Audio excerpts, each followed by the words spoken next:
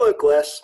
Now, I know I've asked you guys to tell me a little bit about yourselves, some information about your hobbies, what your major is, what your minor is, where you come from, all of that sort of thing. So I thought it would only be fair if I do that myself. So I'm going to be a little bit self-indulgent for a little bit, and I hope you can not, you won't mind that too much. Okay, so let me give you a little bit of introduction to who I am. So obviously, I'm Dr. Tyler Leland Harrison.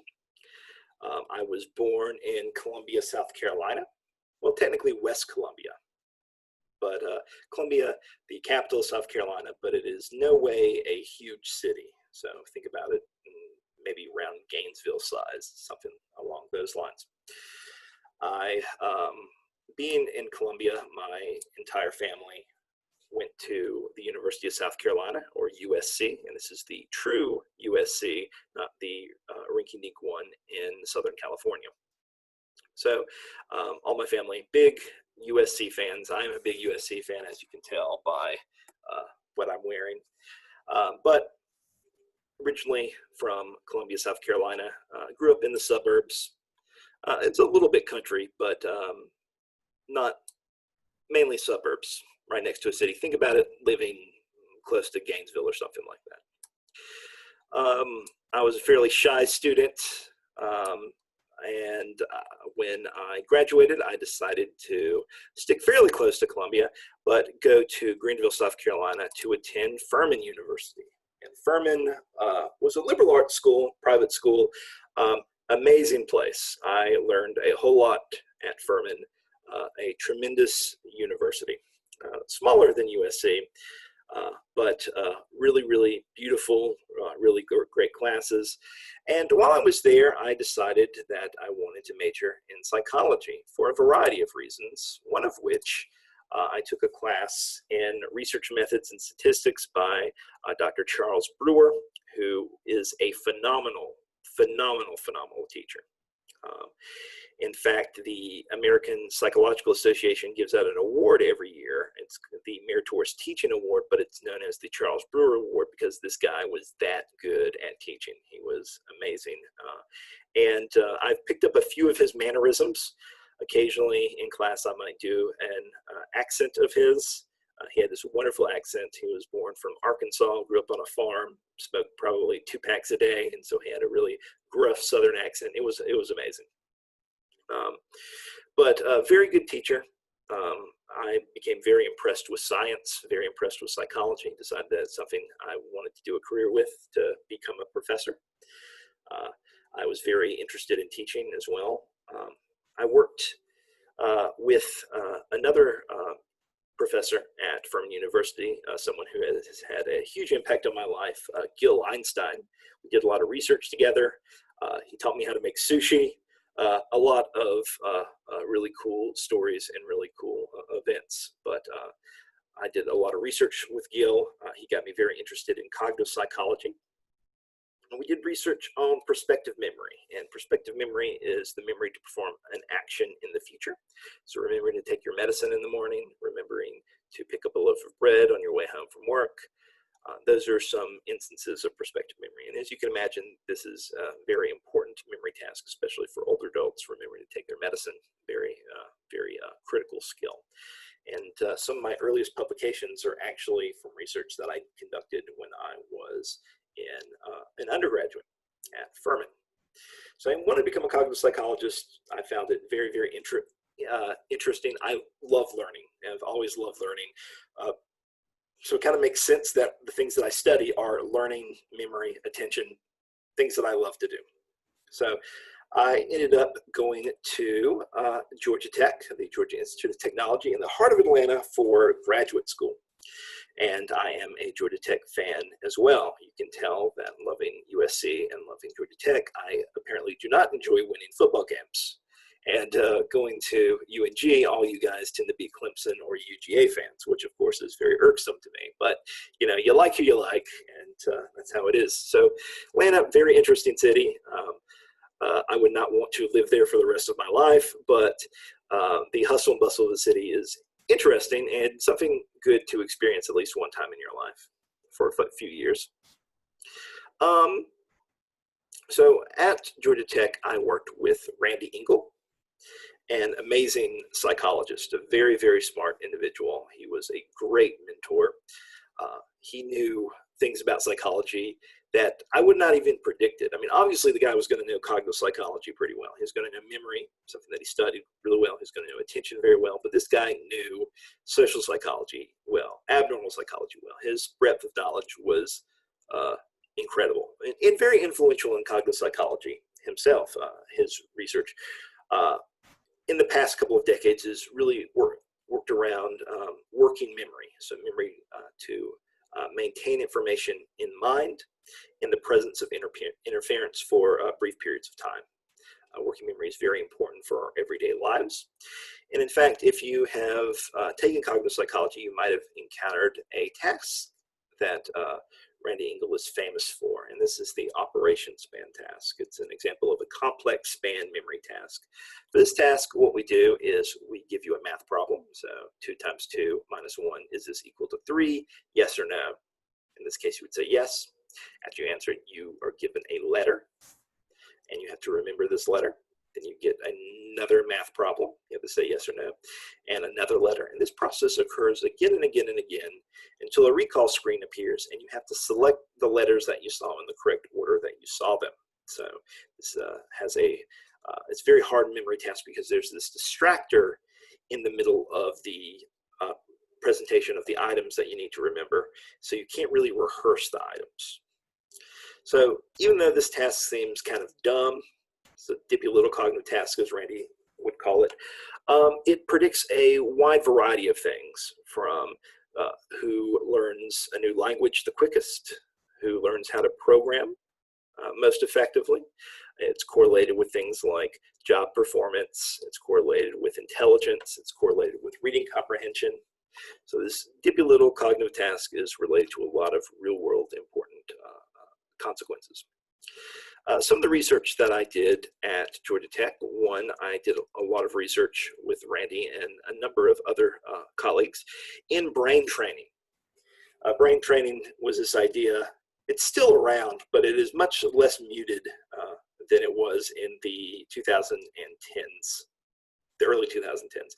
The idea was that you can do this little brain training exercise. Maybe it's like a crossword puzzle type thing. Maybe it's a simple memory task. And after doing it again and again and again, you get smarter. You have better attention. I mean, people made all kinds of claims about these things. It would stave off aging. If your child had ADHD, you just get them to do these brain training tasks, and all of a sudden, all their symptoms of ADHD go away. This sounds too good to be true, and in fact, it is too good to be true. And if you do the science well, if you aren't just trying to sell a product, you find that this training really doesn't work that well. I mean, sure, you get better at the task that you're training on, but it doesn't translate into improvements in general cognition.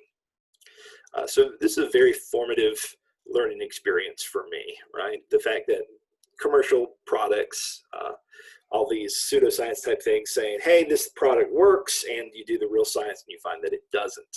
Unfortunately, this occurs again and again and again and again within psychology. And we'll find some examples throughout our classes as well. Another example of something that I did, we were trying to predict who would be a good translator for the military. And we've done some research along these lines. Being a translator for the military is a very important job.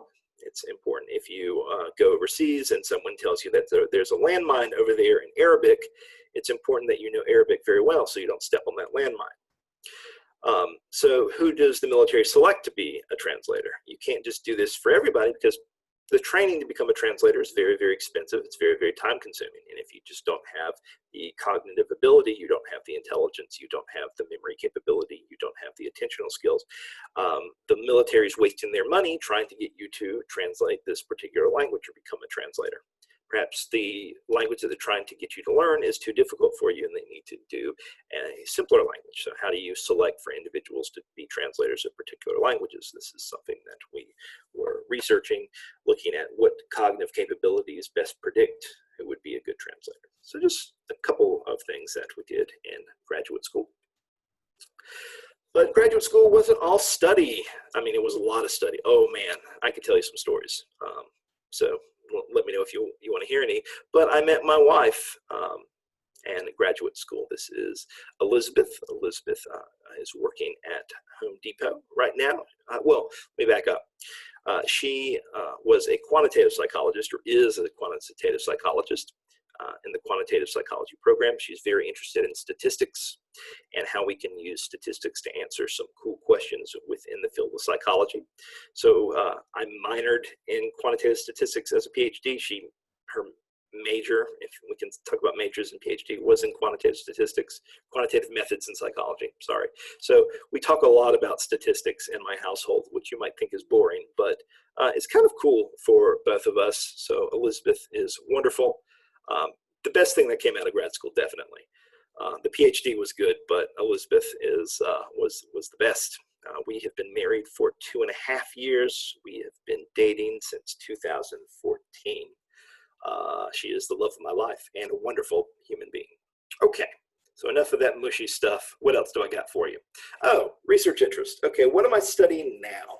I'm very interested in individual differences in human beings. So what leads someone to be smarter, have better memory skills, have better attention, and what do these individual differences end up predicting? So I do a lot of differential research. I ultimately I'm interested in memory. Memory is something that's very interesting for me. I've always, as I mentioned earlier, loved to learn. And so one thing that's critically important for learning is remembering the dang stuff that you're learning.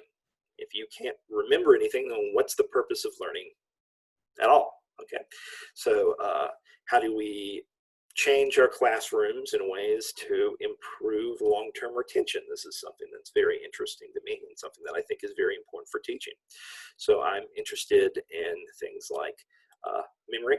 A lot of the research that I do is in working memory. And as I mentioned before, some people think of it as short-term memory, but it's really the memory to hold information in mind in the presence of interference. So kind of think of working memory as your workstation. You're grabbing things from long-term memory, have to recall this certain thing, and then dealing with the environment around you. Other things I'm interested in, multitasking. Oh, well, here's perspective memory. I still do research on perspective memory. Multitasking is something I'm horrible at, but how do we measure multitasking? What are good predictors of who is the better multitasker? In generally memory, I am very interested in memory, very interested in the cross-section of memory and attention. And last thing, but not, two things, I'm sorry. What are some of my other interests, non-research? Well, I enjoy video games. My very first video game of all time was Super Mario World, which to this day I think is the greatest video game ever created. So I love Mario, but I love lots of things. I just got done playing The Last of Us Part 2, which is really cool. So I do play video games in my spare time. I like to learn a lot in my spare time. So some things that I'm interested in, ancient history, ancient Greece, ancient Roman civilizations. I took a lot of Latin when I was in high school, which is very few people do, but I love Latin. It's a great language. Learning language is something that I think is fun. I really, really love primates. So all kinds of apes, all kinds of monkeys. I find them fascinating. I love to learn about them. I don't know if you guys know this, but in the Blue Ridge Mountains, which is not too far away from Dahlonega, they are going to have the largest chimpanzee sanctuary in America. It has about 200 chimpanzees right now, but it's called Project Chimp. I love to go up there and see the chimpanzees. They are really cool, and we've learned a lot of things from chimpanzees. I'm interested in all kinds of science. Neuroscience is something that I studied a lot in undergrad, and if you could think of having a minor, my minor was pretty much neuroscience. We didn't have minors at Furman, but I took a lot of classes in neuroscience and biology. I'm also very interested in politics. It's probably more of an addiction than something healthy, but I love looking at foreign policy and things like that as well. Okay.